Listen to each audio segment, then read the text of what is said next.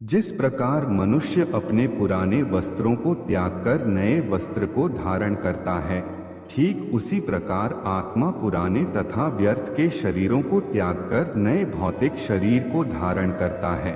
प्रत्येक व्यक्ति इस भौतिक शरीर रूपी रथ पर आरूढ़ है और बुद्धि इसका सारथी है। मन इसका लगाम है तथा इंद्रियां घोड़े हैं। इस प्रकार मन तथा इंद्रियों की संगति से यह आत्मा सुख या दुख का भोगता है।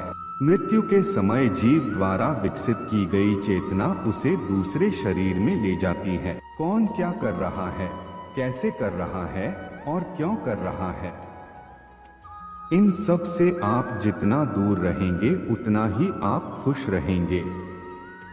समझदार व्यक्ति जब संबंध निभाना बंद कर देता है तो समझ लेना उसके आत्मसम्मान को कहीं न कहीं ठेस पहुंची है। अहंकार, घमंड, क्रोध और निष्ठुरता ये अज्ञान से उत्पन्न हुए आसुरी प्रकृति के लोगों के गुण हैं। इनका त्याग करना ही हमें अच्छा इंसान बनाता है। मोह उसी का करो जिस पर आपका अधिकार है। जिस पर आपका अधिकार ही नहीं है उसका मोह भी नहीं करना चाहिए। विषयों वस्तुओं के बारे में सोचते रहने से मनुष्य को उनसे आसक्ति हो जाती है।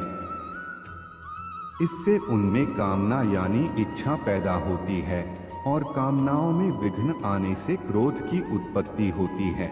जितना हो सके खामोश रहना ही अच्छा है, क्योंकि सबसे ज्यादा गुनाह इंसान से उसकी जुबान ही करवाती है।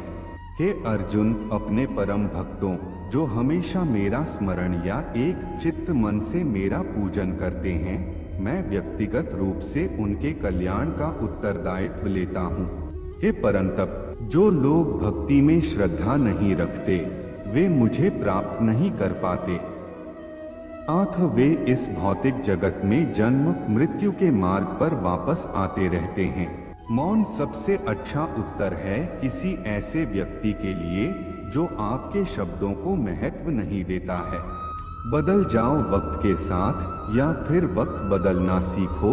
मजबूरियों को मत कोसो, हर हाल में चलना सीखो। किसी काम की चिंता करना ठीक है, पर चिंता इतनी भी नहीं होनी चाहिए कि वह काम ही बिगड़ जाए। अच्छी नियत से किया गया काम कभी व्यर्थ नहीं जाता और उसका फल आपको जरूर मिलता है। मैं किसी का भाग्य नहीं बनाता, हर कोई अपना भाग्य खुद बनाता है। आप आज जो भी कर्म कर रहे हो उसका फल आपको कल प्राप्त होगा और आज जो आपका भाग्य लक है वह आपके द्वारा पहले किए गए कर्मों का फल है। मनुष्य नहीं उसके कर्म अच्छे या बुरे होते हैं और जैसे मनुष्य के कर्म होते हैं उसे वैसे ही फल की प्राप्ति होती है। तुम्हें सिर्फ अपने कर्म करने का अधिकार है, किंतु कर्म के फलों के तुम अधिकारी नहीं हो। तुम न तो कभी अपने आप को अपने कर्मों के फलों का कारण मानो, न ही कर्म न करने में कभी आसक्त हो। सही कर्म वह नहीं है जिसके परिणाम हमेशा सही हो, अपितु सही कर्म वह है जिसका उद्देश्य कभी गलत ना हो। संसार में कोई भी मनुष्य सर्वगुण संपन्न नहीं होता, इसलिए कुछ कमियों को नजरअंदाज करके रिश्ते बनाए रखिए।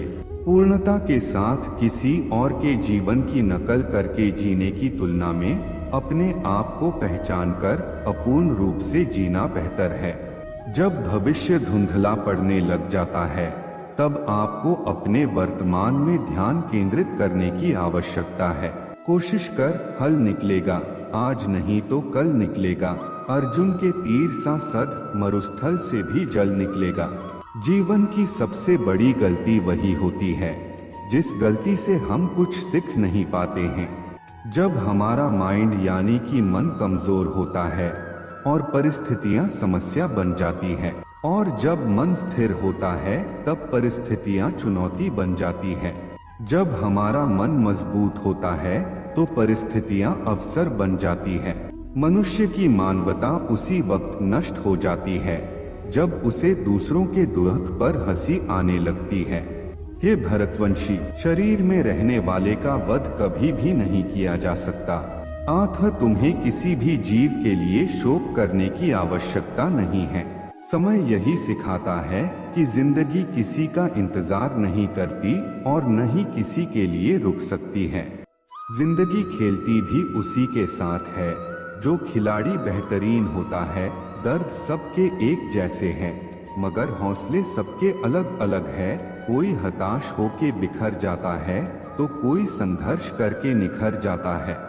मनुष्य को अपने कर्मों के संभावित परिणामों से प्राप्त होने वाली विजय या पराजय, लाभ या हानि, प्रसन्नता या दुख इत्यादि के बारे में सोचकर चिंता से ग्रसित नहीं होना चाहिए।